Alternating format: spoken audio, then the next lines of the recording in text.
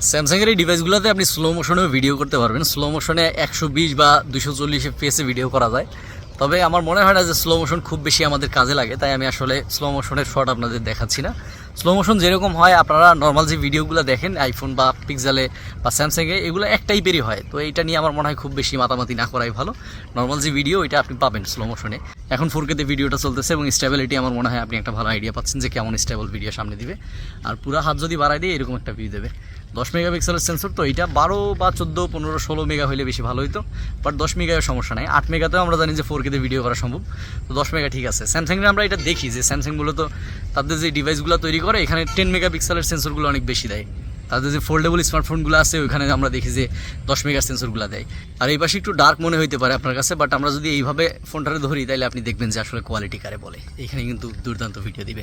অর্থাৎ আলোর উপরেও অনেকটা নির্ভর করে যে আসলে আপনি যে ক্যামেরাটা ব্যবহার করতেছেন বা এই ফোনের যে ক্যামেরাটা আছে ওইটা কতটা ভালো ভিডিও আপনারা দিতে পারে।